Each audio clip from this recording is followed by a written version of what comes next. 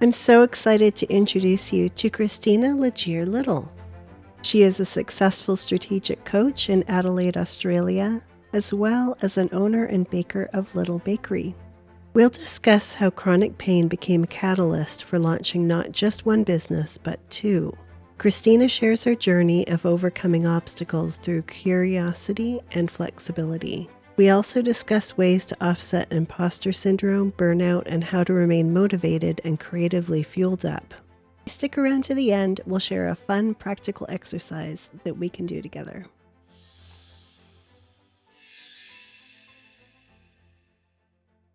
Hello, dear Christina. I'm I so love you so happy much. to see you. This is going to be fun. We first met, can you believe it, in July of 2020. Time goes by so quick. When a mutual friend connected us together because you were looking for some branding help for your strategic coaching business, Christina Renee, strategic coach. And we kept in touch because we just love each other so much. I just feel Dude. so positive and happy whenever I'm virtually around you because I'm in America and you're in Australia. When you came to me with this little seed of an idea that you had, I was so excited to hear about what you're going to do. This little idea you had is called Little Bakery. Every great journey begins with the first step. So I know you studied music and psychology in university, and you have a deep passion for helping people. You're also American, and today you're living in Adelaide, Australia with your husband.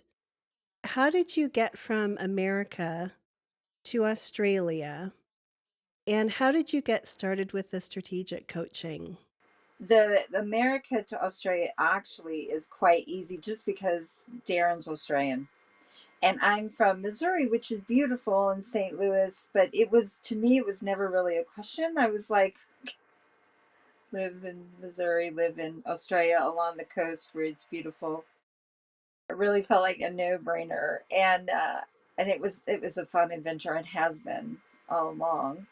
So as you know, part of my story, which I think we'll talk about later, is the chronic pain. So I went through many years of I could no longer do a straight desk job just because of how I sat. And I did study psychology, and it was always my heart to go back and be a psychologist.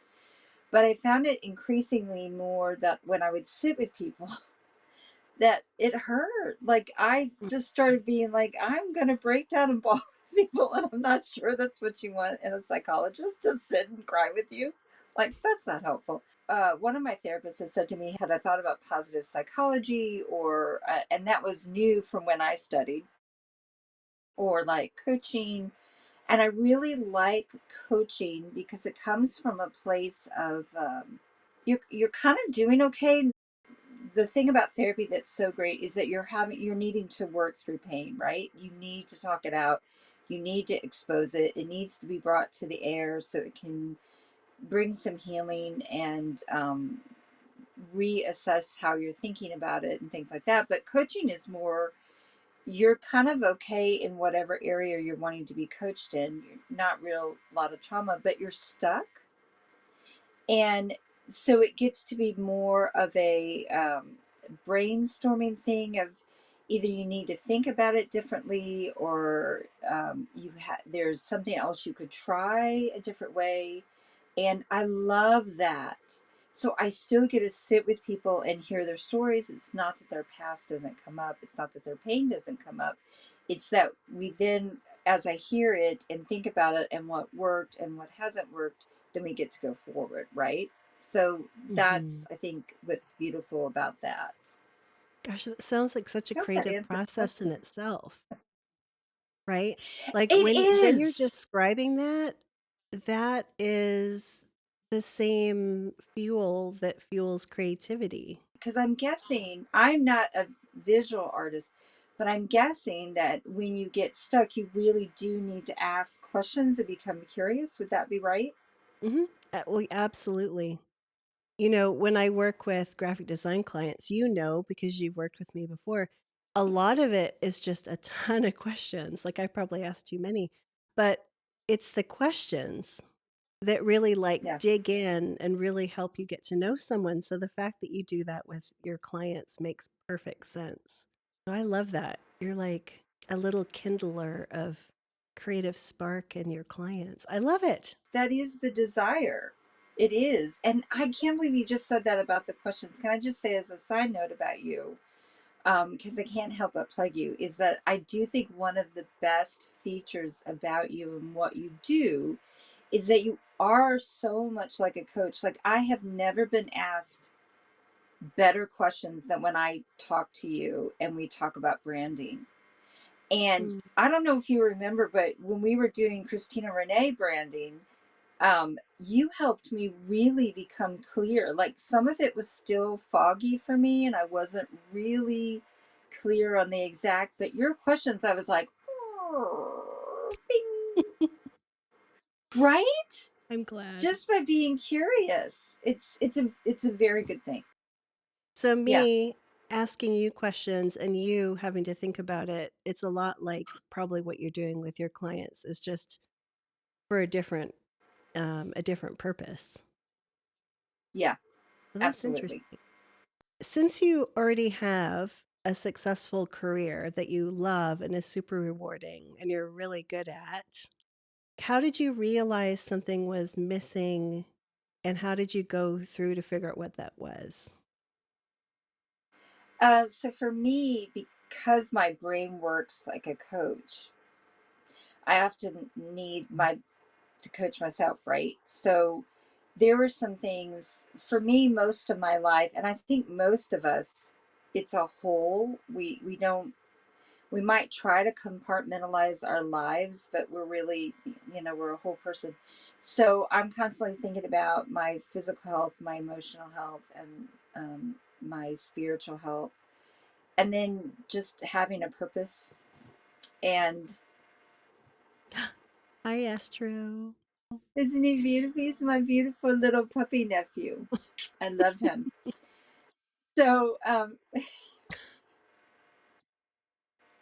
This is where we get all of so our happy hormones from, right? right?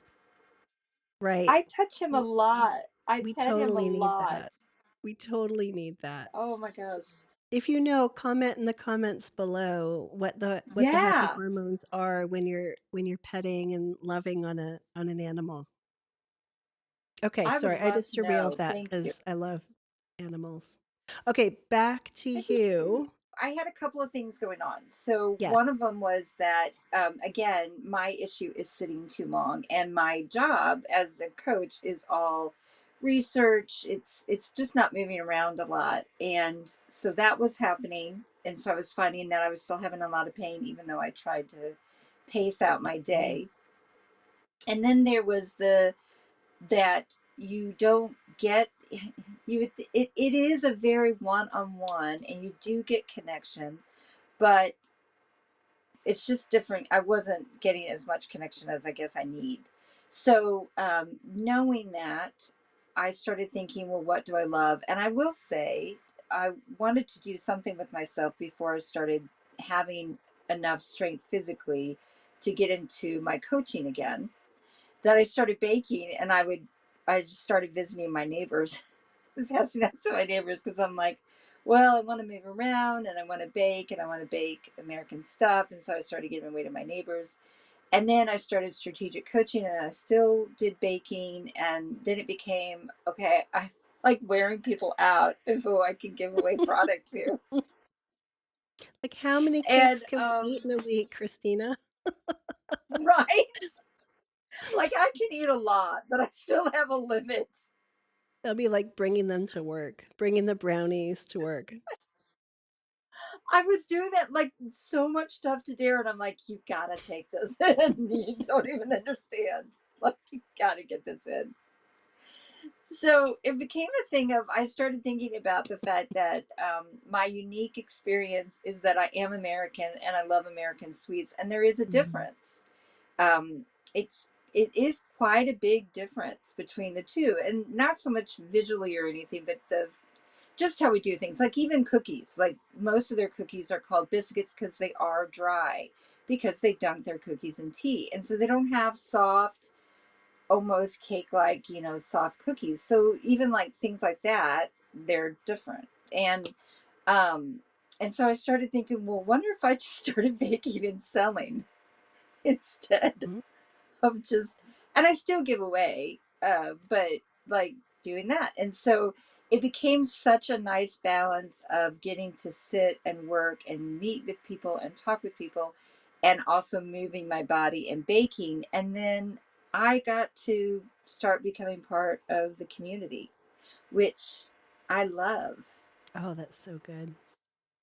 It's so good Yeah. because you're such a people person and you have so much like energy and joy and love. And I just bet when you deliver cookies, like everyone gets a hug. I'm Oh just my guessing. gosh. Is that true? You You so know me. That's so funny. The first pickup day, I was like so jazzed. I'm like, oh my gosh, I'm so excited. People came and I'm like, oh, Lisa. And I gave her a huge hug. People need that, Yeah. right? I do Post think so. 2020 society, I mean, people are experiencing more loneliness than ever before. And I just I love how you agree. moved toward reaching out to people physically.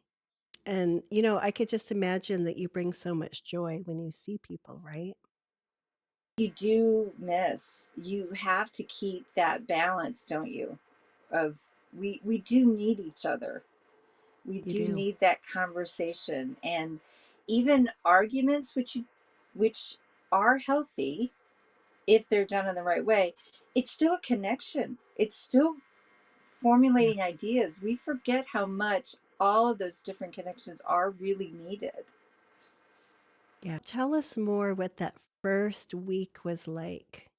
Getting the orders, doing the baking, getting all like the stickers and the boxes and everything just so, and like slapping the magnet on your car and wearing your shirt and like getting out there and delivering. Like, what was that like? Did you have any hurdles or frustrations or? Not really. I think part of what has made this easier is that I have never done anything like this. So I go into it, which I think also I have to remind myself at different times of just be curious. If you start thinking that you know everything and you bring these expectations of how it should be, then you can get greatly disappointed, or it cannot fulfill. And this, although it needs to be profitable, I it's a business I need to help with the family finances. It was so new that I was just like, well, let's just see. Do you think anyone will order? I don't know. Let's see. Let's just try it and see. And all along the way, everything I try to bring in new customers or to bring the business up, I've had so many failures this year, but they don't like, I don't want to use failure as a negative word because it's not. So I want to use the word failure in that I tried an activity and it didn't bring the result of what I originally put out. The result did not come. However, it was still incredibly valuable because I learned of what will not work with my customers or in my area or that time of the year. You know what I'm saying? Mm-hmm. So nothing, if I keep in it as curious rather than, oh, it's got to produce this, then I don't get stuck. It's the same. I tell you what, Karen, it's the same. And I learned so much with my chronic pain. And I say this to my osteopath all the time. I am forever grateful that I was given the gift of chronic pain. I would never have learned to care for myself. I would never have learned what I learned through chronic pain. She has become my best friend, chronic pain.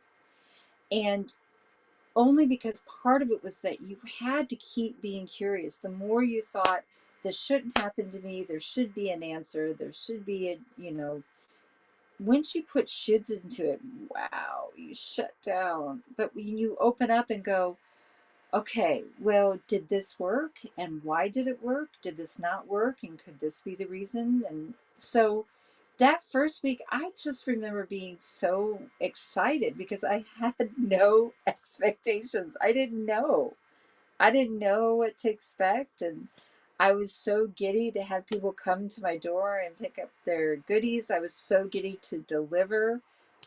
I felt a little sad because my first delivery, I actually didn't get to meet my customer. She wasn't feeling well and wasn't able to make it to the door, so she asked me to leave it on the doorstep, and I was like, Oh, "Yeah, that's great." And I texted, and I was like, "Oh, hug emoji." that's so great.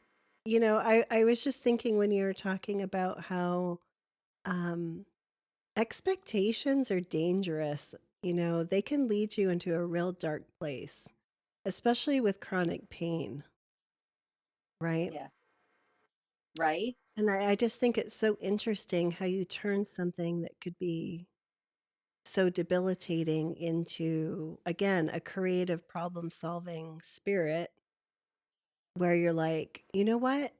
This is my body telling me I need to take care of myself in a different way than I Right, was before. And with right. creativity, you have to be flexible. Yeah.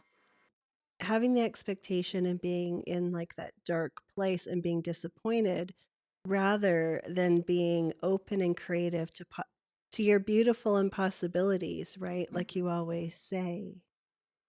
So I feel Yes. like regardless if you're baking or if you're working with your clients or thinking about your own life and your life balance, it's all creativity. It might not be a painting, but that creative process and that thought is entering into your life in so many different ways. It's I have to fascinating. say on that too, Karen, I love that you say that because it is creative. And I don't know if anybody's watching who's like me and thinks, I am not creative. I want to be creative. I don't feel like a creative person. I am in a family who are, my in laws are artists and designers, and even my husband's an amazing photographer and has a great eye. So visually, I would say I am not at all. But creativity, that's the thing about creativity. It's in all forms. And I was Mm. reading today, I'm so sorry. I hope this is okay, Karen. But I was reading today, I'm doing Proverbs 31. And I was reading Proverbs 31 is a women's ministry, and they're doing right now, their Bible study is on Genesis, new starts, right? And it was talking about the part where we are made in the image of God, and God is creative. So that would mean it is in our DNA to be creative in Mhm. whatever way that comes out, whether it's like me with coming up with solutions and helping people figure out how to get unstuck or baking or whatever, that is in our DNA. That we are created to be like God. We are created in his image, and that means we are creative. I just wanted to Absolutely. throw that in because I got really excited about that because I don't think of myself as creative, but I Right. am. Like we think, "Oh, I can only draw stick figures. I'm not an artist or I'm not creative Right? or whatever." There's a motto at our daughter's school, and their motto is that they are created to create. So that goes back to what you're saying, right? Like we inherently have this need to create, whether it's knitting a baby booty for a friend or a blanket or making an amazing birthday cake for our best friend or it's in all forms. To go off in another rabbit trail, um, you know, when I grew up, and my daughter always sort of gets on me about this, but I've said it to I do say it to myself all the time. I say, I'm not an artist, right? I'm a problem solver. So in my mind, when I say When I'm not an Um, artist, I'm a problem solver, and that's why I'm a designer. So I have put myself in a box that says I solve problems, right? So I could say, oh, I'm not creative because I'm not painting a painting. I absolutely do. And I think that's why it's important to point out, because I don't want anybody to feel that they aren't, especially if you are feeling dwarfed through nobody else's fault. I'm not saying that, that there are creatives around you who you can visually see or you can Yeah. auditorially hear, right? Hmm. Music, singing. That just goes right to the comparison trap. That is the horrible barrier, right? And if I recall, bringing it back to Little Bakery, there was a moment in our conversations where you were having some fears and some challenges because you were like, I have this idea I'm in love with and I know I'm supposed to do it. But there's that little voice inside of you that says, who are you to have a bakery in your kitchen? You're not Right. that big popular bakery down the street. Like, what are they going to think of me? So, speak to, what kind of little barriers and things that kind of were sort of poking at you, and how did you overcome those? So right, growing up, my sister was the baker. She actually did do a lot of baking of cakes, and she had a beautiful neighbor who taught her how to decorate cakes from a very early age, like I want to say 12 or younger. So she was selling cakes when she was young and teenager, and I never got in the kitchen. It just wasn't something that I did, and I didn't gravitate to it. And so when you come to something later in life and you find the love of it, you better believe all that went through my head. And as you said, that I was like, how do I call myself a baker when I've just picked this love up? How do I call myself a baker when I know that I am not your macarons gal?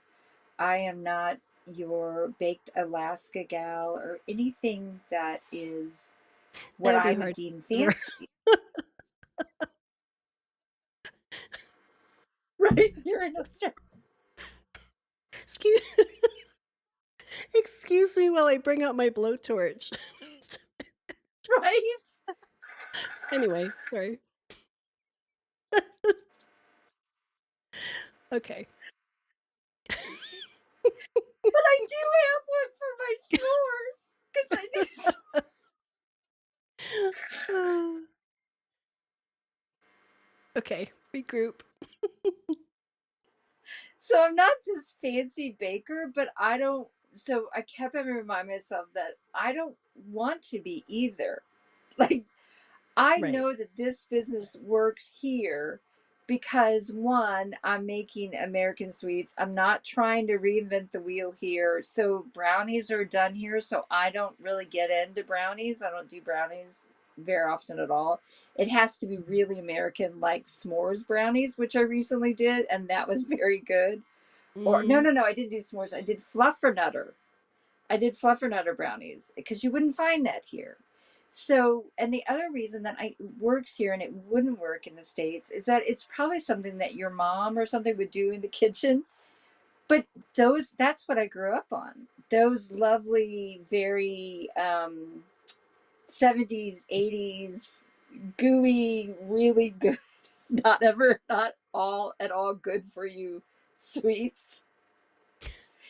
And so that helped to take the pressure off, where I just kept having to define who I am. And when I get and see other bakers do like these beautiful cakes and decorate them, I'm like, that's okay. There is enough, there are enough people in the world for all of us. When you think scarcity, right, it shuts you off as well. When you think, oh my gosh, I've got to be the only one, or oh my gosh, there's competition. Yep, that's great, because you know what? There are millions of people And that's okay. I'm not going to be the baker at everyone, nor do I want or try to be. People ask me if I'm gluten free. No, I don't know how to do gluten free. I'm not going down that road. That would be lovely if somewhere in my life I had to figure that out.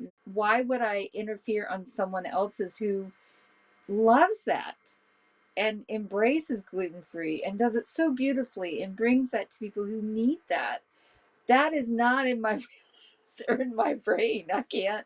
So it's constantly defining what is your specialty, reminding what you are about, and being okay that you're about that. I'll tell you what else I do and had to do at the beginning is talk to people.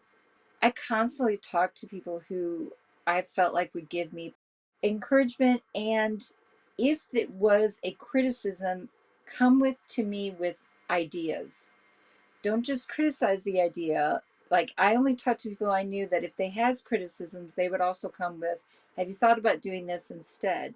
Not just come with criticisms of that's not going to work. But if you say this is an honest concern and here's some ideas that I thought about, I'd be like, oh, that's fantastic. I will process through that. That helps me, and I want that. And my sister did that a lot for me. She is my go-to businesswoman. I'm like, okay, Yvette, here's the deal. I'm trying out. What do you think? What am I missing? What holes am I missing? And she'll tell me. And I have two customers now who I run through ideas of, do you think that a subscription would work? Would you like that as a customer rather than, having to whatever? And so I just keep talking it out. I am a verbal processor, but I am careful about who I talk about it with. So I Yeah. think when you think you're an imposter, become more specific about what your purpose is, what your goal is, what your niche is. Be as talk to Karen, who asks amazing questions if you haven't gotten to that specific, because it helps. Just voicing everything out loud, they're like, "Oh, I just solved my own problem." Right? That's the brilliance. Now, a therapist might ask a question to get you talking more because you haven't said what you need to say. Absolutely. Right. It really goes back to the importance of constructive criticism. And I love that you were wise enough to know to discern who to talk to and who not to. I know Yeah. way back in design school, learning, we were actually trained how to critique each other's work. I mean, there's definitely a process to that. Oh, wow. Like, you can't just say, "Oh, I don't like it," or, "Oh, I don't like that blue you used over there." Like, that's not actually helpful. So, to Right? be able to provide, like, "Oh, have you thought about, how the contrast of this or that might play with this?" The person who's receiving it will be like, "Oh, actually, that's actually kind of a good idea. Maybe I'll implement that next time." Yes. Oh, constantly. Because, Karen, I want to say that the imposter syndrome has stopped for me. Because anytime you have a lull, of course you're going to question it. If you are constantly looking at what is just happening and the results of just now, then of course you're going to constantly have that imposter syndrome. But that's where that faith comes in too, in that you have to trust that if you have brought this to God, if you have prayed about it, if you haven't had either God say no, not now, or later, then if it's all okay, then you keep going. You just go, Right. this little circumstance is actually something I get to think through and be creative about. It doesn't have to stop me and it doesn't define me. And I'm Yeah. saying that because it happens to me a lot when I have weeks that I don't have a lot of orders. I have to rethink it and go, that's okay. Maybe this week is my creative week, or maybe this week is my rest week. And I honestly, Karen, haven't gotten many of those weeks. but they do hit me hard, and I have to re talk to myself again and rethink it, and what would be productive this week, and what would I do, and why didn't that item go? Maybe there's something about that item I need to rethink, and that's good information. All information is good if you take it with that curiosity, right? That's what I Mhm. keep learning. It's not bad information if you continue to be curious. If I continue to ask, what is that trying to tell me? Then it's not bad information, Right. Like the whole movement from the fixed mindset to the growth mindset, that kids are right? learning today. Um, I certainly didn't grow up with that. I was like super fixed. Like, I can't hit a baseball ever. Like PE was like a horror movie for me. I hated PE. So I was like, well, I guess I'm going to be the band kid. And you know what I mean? Like when you fail, when you fail at something, when you're, well, that's how I thought back then, right? No, I'm It with was, you. I get that. it was the direction of, oh, I'm horrible at this thing. Yeah. So I guess I've got to go do this thing because I'll never be able to do this thing. And that was just, that was a part of the carved path that brought me to be a designer for 25 years is because I, avoided things that I knew I wasn't good at. However, that's not necessarily healthy, right? So kids are Yeah, I learning do hear you. nowadays that to take mistakes, to take failure, and not to let that be your identity. Like, I'm a failure, I'm a mistake. Maybe Yes.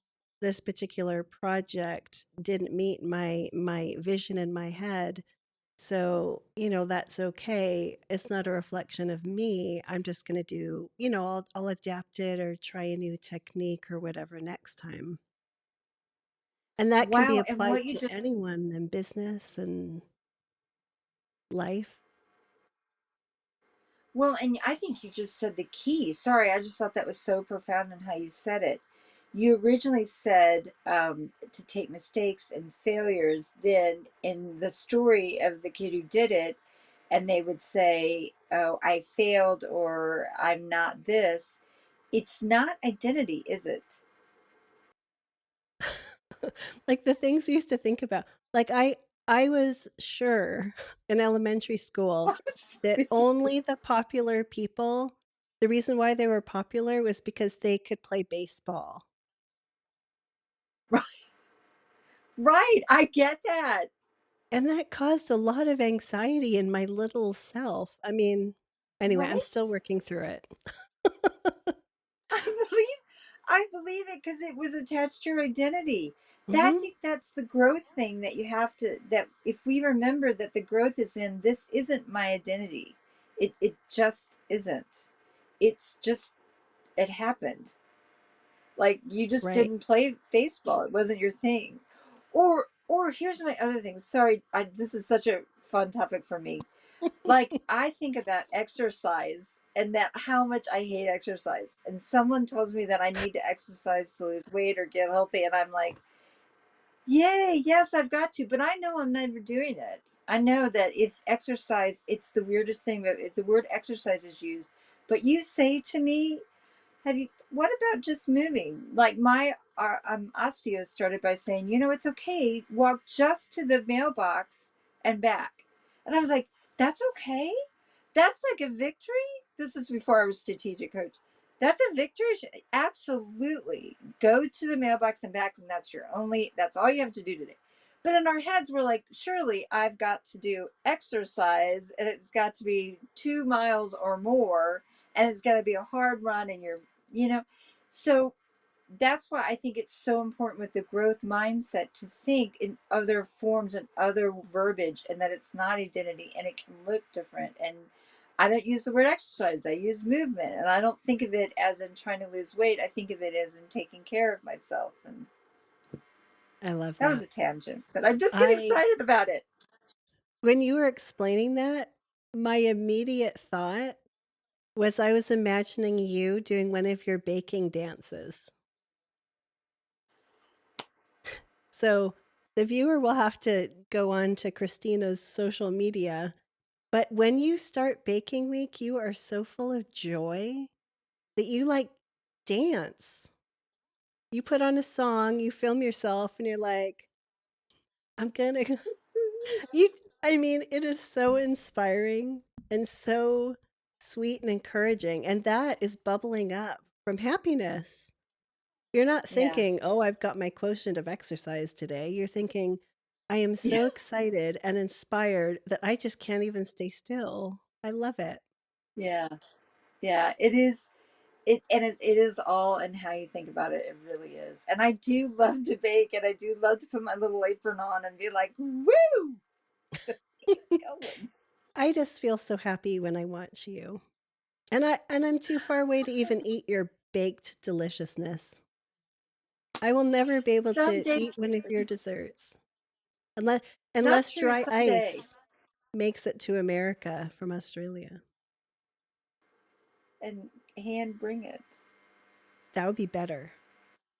That would be better. This is what I'm saying. Um, I've got to meet you someday in person. I know, we will. We'll put that on the plan. Okay.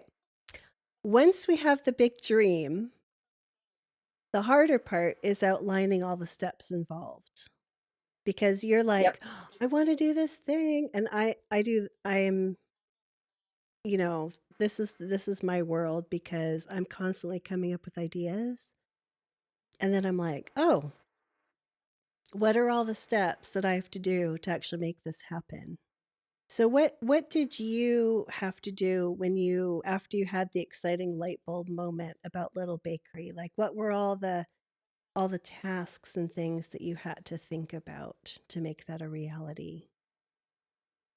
Well, the idea. So as I said, it was a slow coming thing. It took about 2 years to come to fruition. But once I actually had the idea to make it a business, it took about 6 or 8 months for it to come.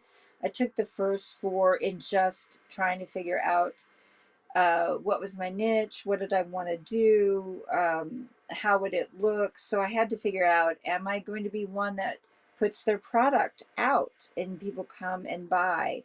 And so that would take a different certification, right? Or would I be one that I would do to order, or was I going to do cake? So you have to sort of take those first couple of months and outline those specifics, so then you know what to research for your area. So I did a lot of that when I was in the US that year, and I had my sister around, and I kept like scrapping through things. And then when I got back, I started getting online with my council. So in the States, we have councils in the suburb areas, and they're the ones that rule the area, right? So that's your rules, and that's um, Oh, you mean in Australia? yeah. In Australia, there's Okay. councils that you go Okay. to. So I started researching That my sounds council. I intimidating. started making. Yes, I was. That So sounds actually, I'm so glad you said that, because I'd forgotten. I actually started. I knew other bakers in the area, and I was like, "How did you do it?" Because I feel intimidated. And they kind of told me, they said, well, it really isn't in her council area. She was like, well, they really didn't ask much of me. They were more concerned about the traffic. And then I can't remember, there was something else. And I was like, oh, okay, that's not so, it's the unknown, right? It's so intimidating. So, but when I finally called up, and I'm also kind of a direct person, like I just want to know. So whereas my husband will email, and I'm like, that's not good enough. So I just call people up, and I'm like, here's what I want to do. Can you tell me what I need to do?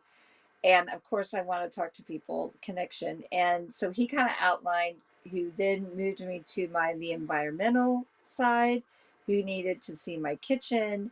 And then she gave me the checklist. And so, you got to be willing to ask a lot of questions and be humble, and that you don't know and don't even, like, I didn't even try to look like I know anything. Like, I'm happy to look like the one that has no answers, because people are honestly more willing to talk to you if you're just willing to go, I have no idea.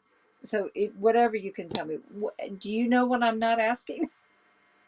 I Tell me love that. whatever question I'm not asking. And everyone that I ran into was so kind and nice and really helpful. And the EHA lady who's from the environmental area, she came out and she was so lovely. And I'm constantly amazed at how kind people are and how much they do want to help you, especially in those positions. Um, so once I started making the Inquisition and I got over the fear of actually researching, it took about 2 months, and I was able to start in February of last year. So a lot of checklists, but I asked a lot of questions, and then you go through the checklist. And then, can I just say honestly, Karen, it was jump in. I didn't have it worked out, but if I waited to have it worked out, I would never have started. And if you were too afraid to ask the hard questions, like the thought of going through bureaucratic hoops is like, ooh, intimidating. Yeah, I think so too. And I think the thing is, you have to remember that you're probably not going to ask, in all honesty, you're probably not going to ask a question that hasn't been asked. Oh, for sure. And if you haven't, then congratulations. You were creative enough to think of a question that no one has come up with. I'd be really proud of that. I'd be like, woohoo, my brain's really on fire. I also love the mindset of, thinking in terms of people that you're asking for help as having your best interest at heart, right? Rather than Yeah, like, thank you. kicking you down like, oh, who does she think she is creating a bakery in her kitchen? They genuinely were there to support and help you. So how has baking helped or hindered you with your mental and physical well-being, especially given the chronic pain aspect? Wow, that's really good.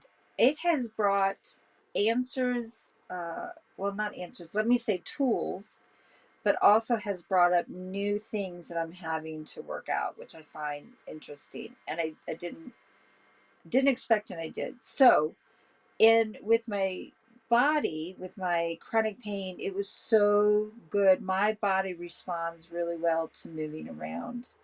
Now, it's okay that I sit down. I still can't sit for extended periods, like um, let's say 3 or 4 hours straight or 3 hours straight.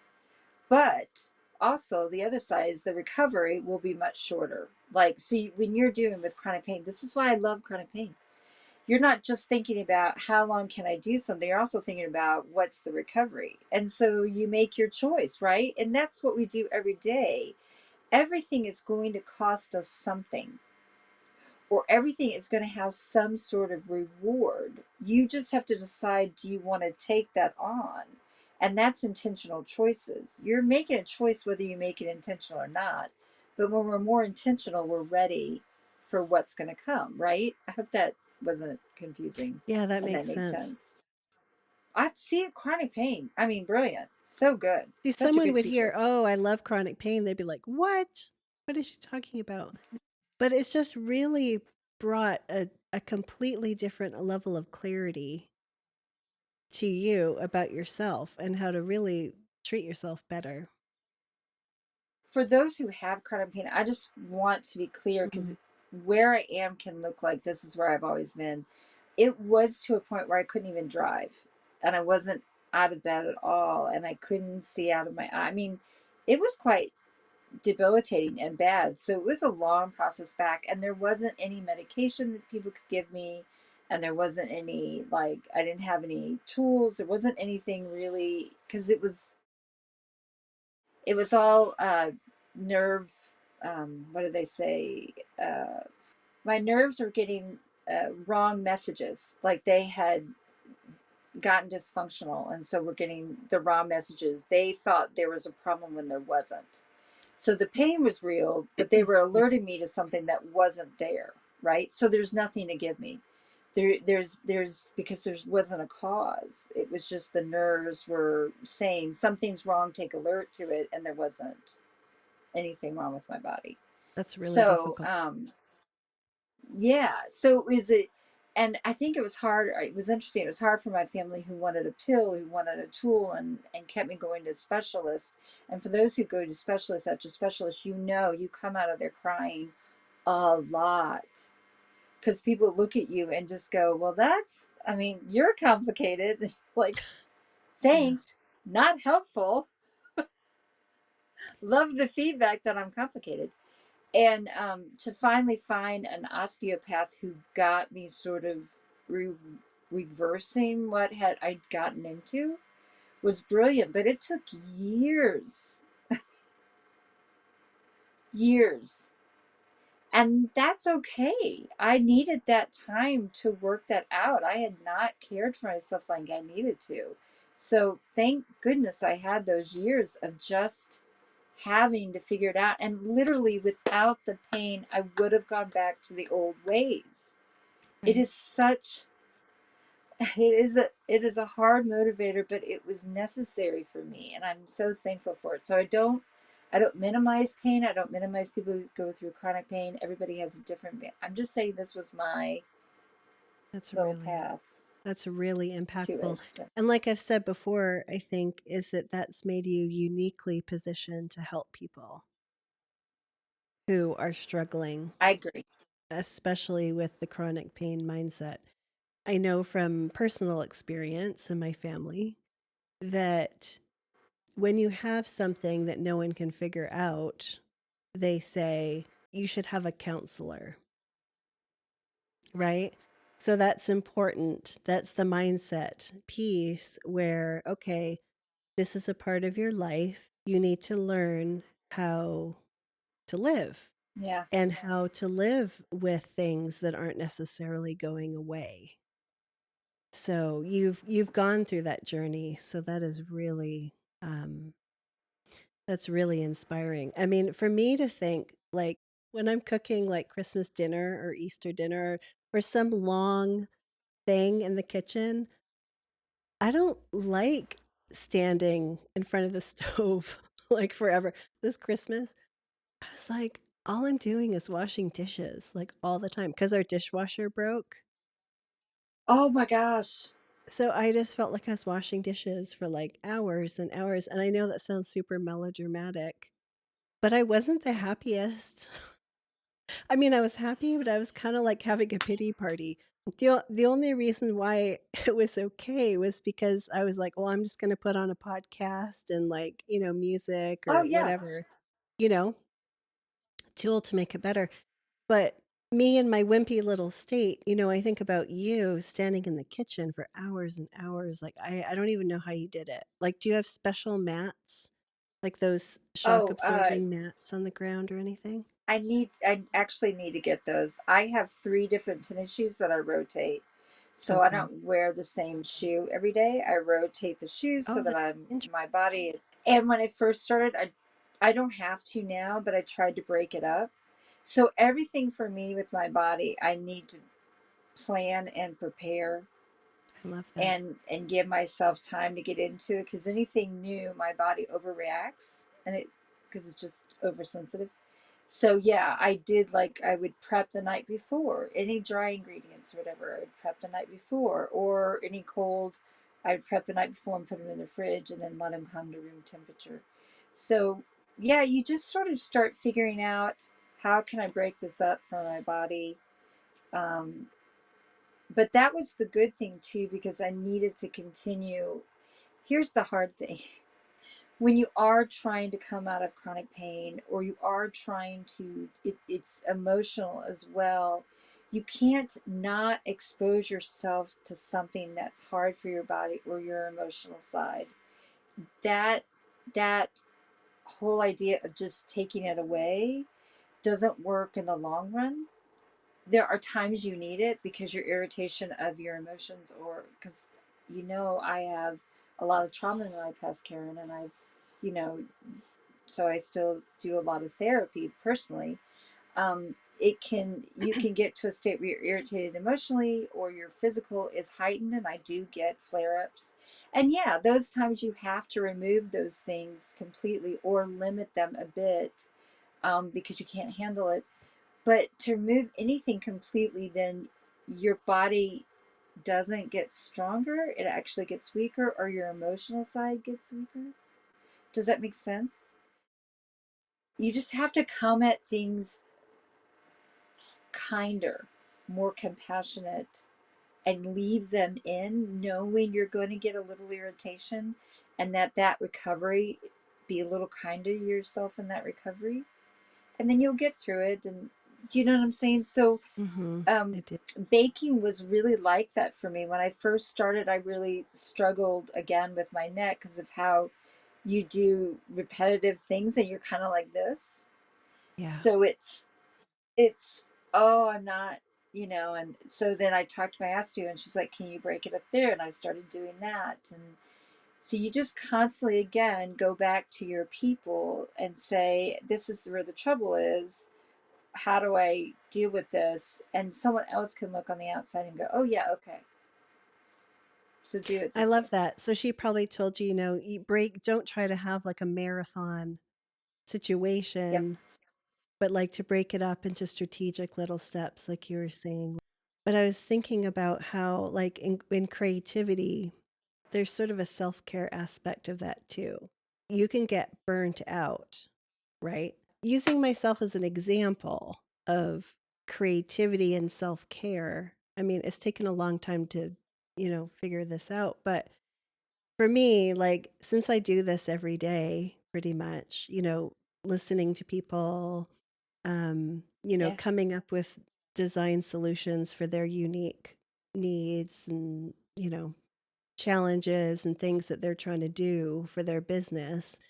So if I'm constantly like churning out all these projects, which I do like all the time, I find after a number of months of doing that, I might start to be like, oh, I'm just getting burnt out. Like I'm getting grumpy or I'm just irritated and I don't know why. And then I realize that when we're constantly pouring out, so this is something for you, right?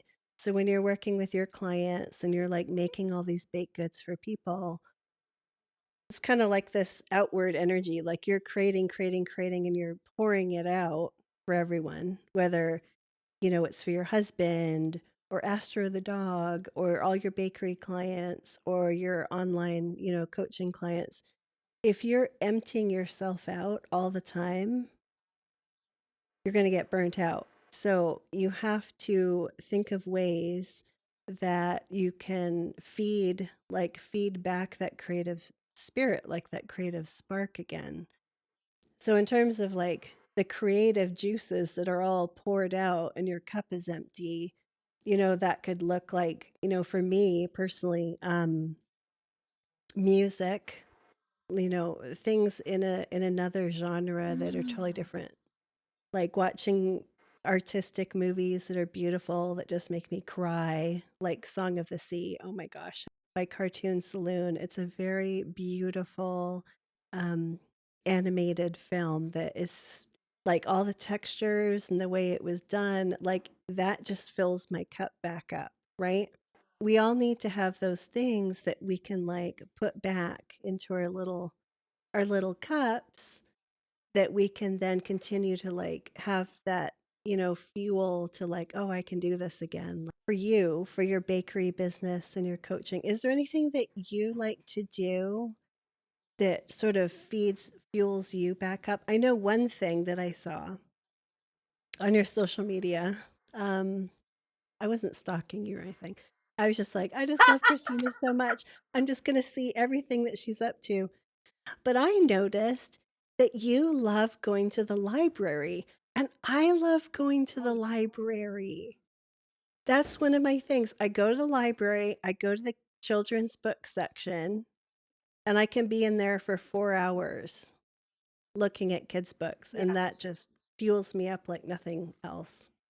Oh my gosh, I can't. I didn't forget. It is my happy place. So I have a couple of happy places, and one of them is the library.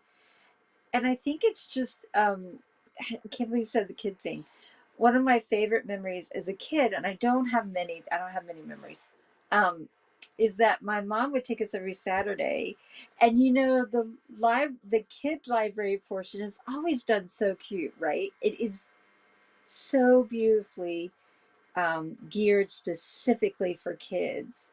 And I think in the 70s or 80s, there wasn't like stores and stuff that were, you know what I'm saying, that just wasn't geared. You were in the 70s and 80s, it was just, it just wasn't that way, and that was fine. I'm not saying anything bad about it. But the I library, was there you'd go too. in, and it was right. That's what I'm saying. Like, you know what I'm saying. Like, and you just would go to the library, and it was specifically for you. And Like there the was little the chairs, aquarium. the tables that are Yes, like super low with like the that are crayons. your size, right? And the Yeah. books are at your like height and everything. And so I think it's that same feel that I go in, and there's all these stories of all these people, and the books are all, they're different colors and different typeface, and there's people in there who also love books. And I love librarians, and I love my specific librarians. They make me so happy. They're so lovely to talk to. And it's quiet, and yet it's not either. Like, Mhm. there are days where I love the library is very community. It has all these sort of kids activities, and the weeks that kids are off for school vacation, that you go in, and it is not at all quiet. And that makes me just as giddy, because I know there are tons of kids who are having memories in libraries like I did, and they're doing these activities, or they're whatever, and I'm like, oh, the library. It's unlimited potential. It's like It millions really and billions of is. ideas just floating around in the ether, ready to like go, whoop, idea. Right? Right? I love it. And kids are running to look at books, and you'll see them come out with, like, they've got those little arms are all full. I mean, it just makes it's such a I happy love it. place. But can I tell you something as a side note? So I do that. I do play the piano to Philip. I do play Legos with my husband. I love that. Parallel play. Get in parallel play with my husband. Yeah, you Not don't want to build the not so same fond of thing. the It sitting gets in. competitive.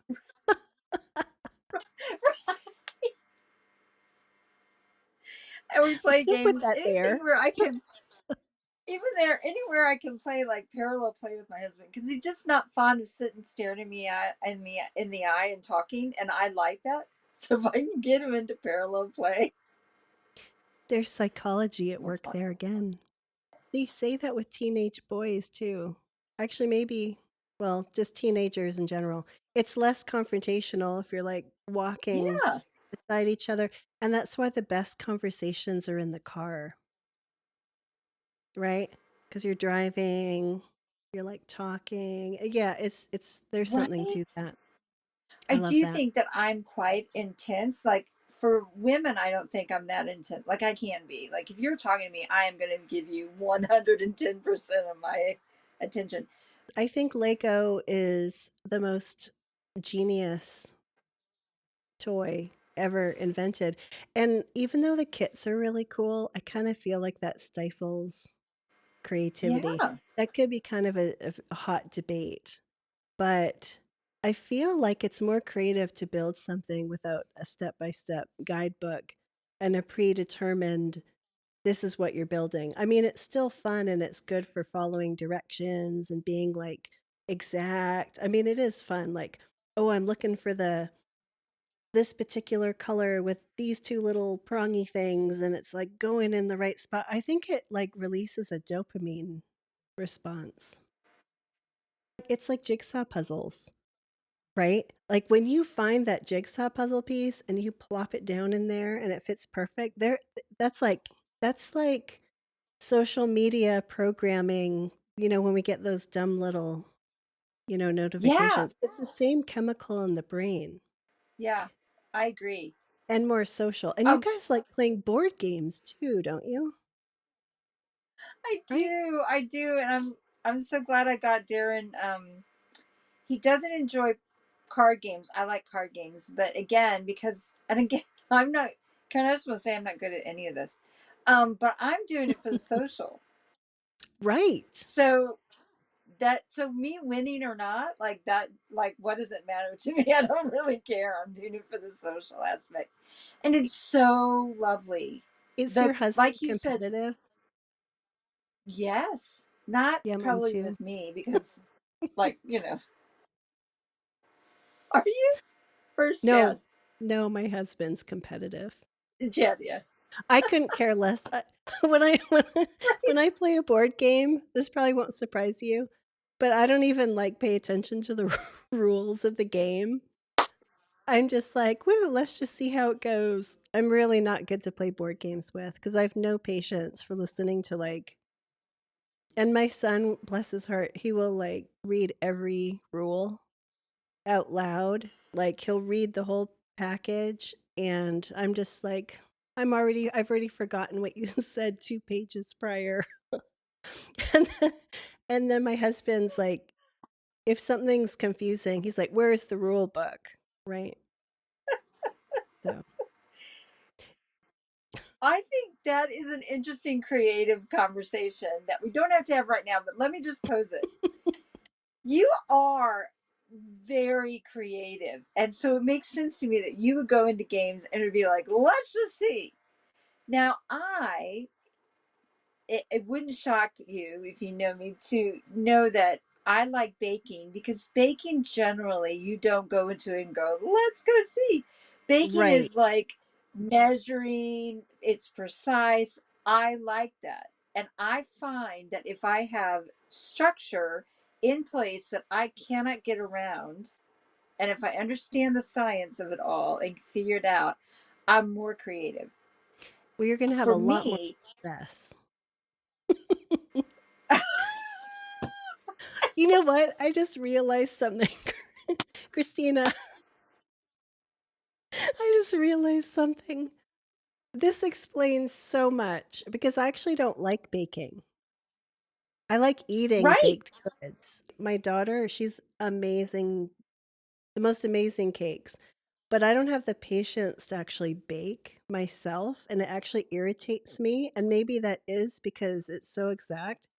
And my husband makes so much fun of me because I'll try a new recipe, right?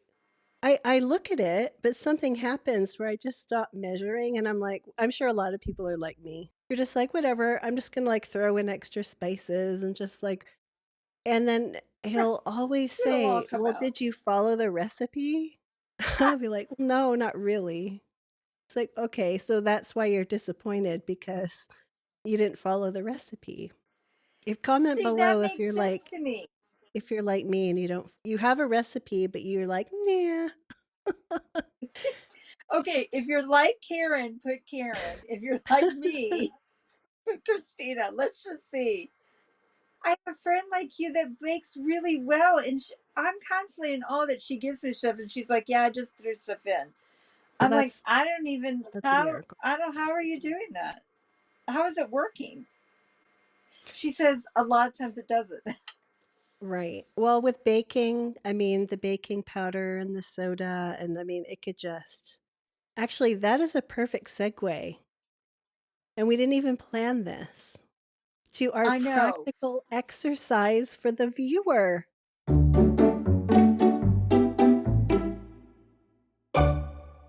Okay, everyone, this is totally impromptu. Ready to get practical? Grab some colored items, whether they're crayons, pens, whatever, and a piece of paper. But these wonderful things are called quick sticks. I'm going to Oh, show you because, Christina, this is going to change your life. They're so colorful and they're so vibrant. They're like lipstick in a tube oh, that's like paint. they are not. And even better, when you put them on paper, there is no residue and they won't smear and they're not sticky. They're like magic. So, anyway, this is just an excuse for me to bring them out. We're going to make a life balance cookie because we've been talking a lot about baking today. So, what we're going to do, and we love cookies, gluten free or not. So, imagine your life is like baking a batch of cookies. and each ingredient represents a different area of your life. The first ingredient, financial security and safety, is the bowl. We're just all going to think about our life and think, how am I doing in this area? Are things feeling kind of tight, or we're good, or whatever? So your bowl can be any size bowl you want. Okay. If I'm honest, maybe there's like a little crack in the corner. maybe like some money's like flying out the crack of, inflation, whatever. Whoops. Okay.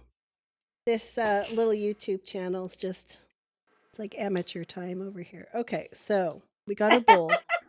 Not. So now let's think about our relationships. Let's pretend that that is the flower. This isn't color accurate. So I'm going to put my flour in. I'm feeling pretty good. I'm going to have a good amount of flour. You see how that went on? Super solid. It's super smooth. And like it doesn't smudge. I love that. It's amazing. Okay. So we I have our gotta find it. flour, we have our bowl.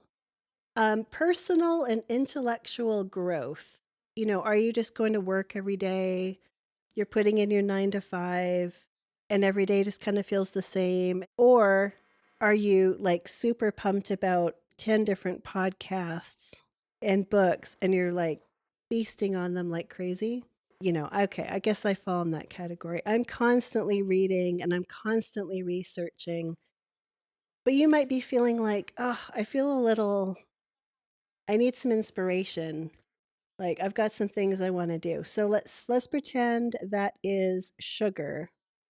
Okay.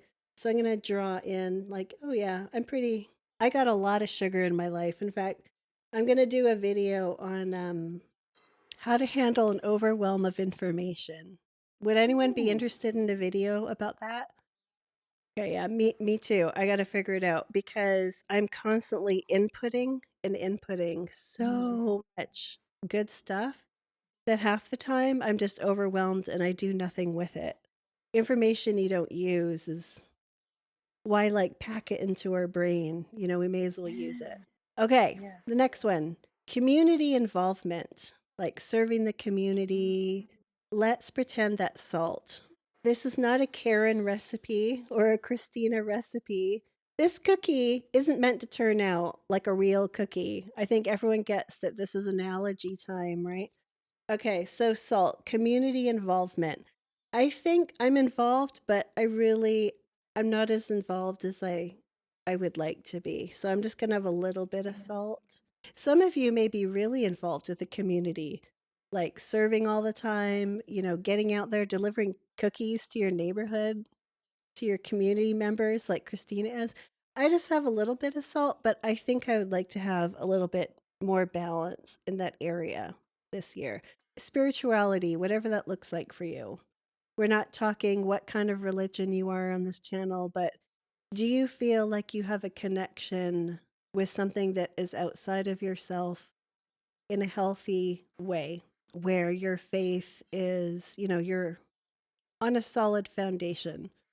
So when the waves of the world and the unrest and everything, you're not, toppling over and crumpling into a ball every single night after watching the news, right? So how are we doing with our interior, spirituality, our faith, whatever that looks like for you? So let's pretend that's honey. You probably drew your honey in already, didn't you? I think I've got a good amount of that this season of my life. I'm going to put a bunch of honey in here. Health. Let's pretend those are eggs. Are you feeling energetic in the morning? Are you feeling groggy? Are you feeling stiff? Or are you getting out and walking in nature or just taking care of your physical wellness? Just being transparent. I could be taking care of myself a lot better than I am. So I'm just going to put a tiny amount of egg. I think I need some more egg in my cookies so they're not like super crumbly and dry. Okay, hobbies, creative pursuits. Let's pretend those are the chocolate chips. All right. Do you have lots of creative projects, lots of hobbies, things that really just light you up that you're doing just because you love it and not because you're getting paid for it?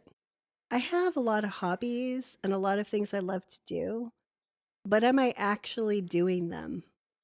Like in my mind, like we live in a Pinterest world, right? I want to make crocheted little critters that are like miniature little narwhals and cute little things. Like I look at stuff like that and I think, oh, that's so cute. I'm totally going to do that. And then I don't do it. There's a lot of things that we see that we really want to do, but are we actually doing them? I don't want to just look at the chocolate chips, right? On Pinterest. I want to eat them. I do too. I Do you crochet? Can I ask as a side note? Do you I crochet? don't.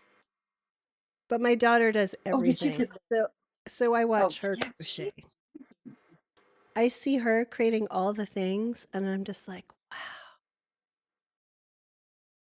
But you know what? We can. And I'll do another video on how we can possibly manage our time so that we can actually spend some time doing these things. Would anyone be Love that. interested in a video like that? Yeah, me too. When I figure it out, I'll let you know. All right. So, guys, look at your cookie bowl and ask yourself, are any ingredients missing? I mean, actually, I probably could have not even included the egg if I was honest.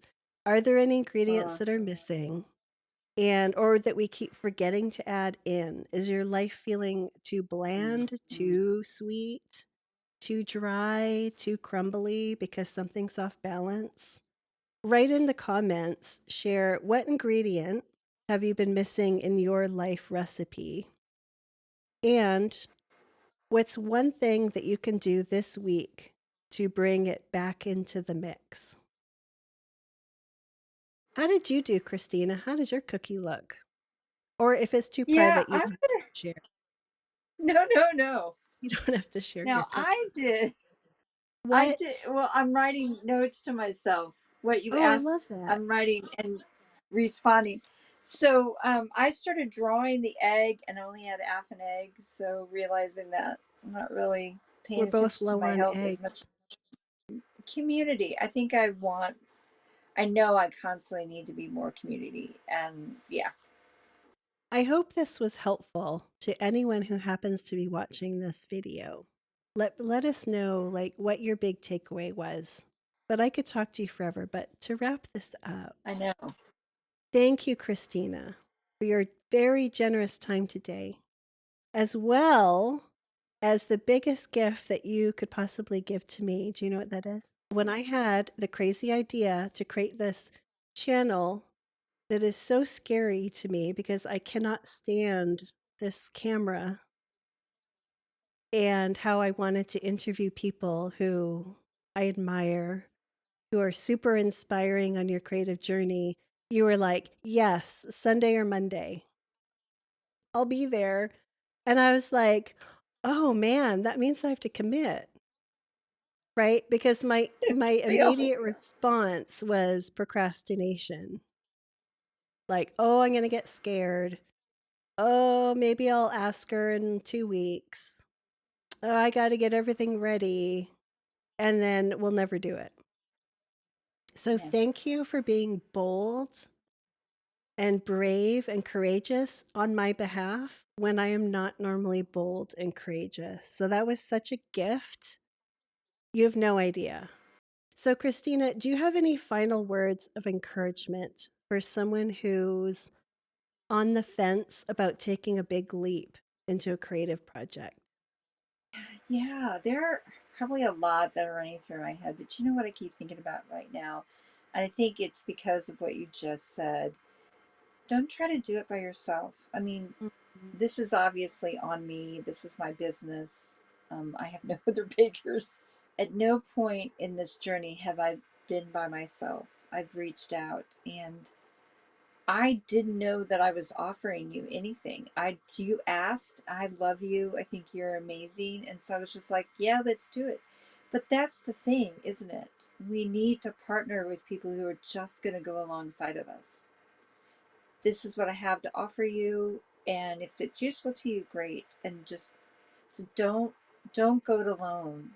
And I think when you first express your creative, what you want to do, share it with, be specific of who you share it with, that they jump in and go, let's do it. How do we make that happen? I love it. I know we're not all in Australia, but you do work with people virtually. How can people learn more about you and your businesses?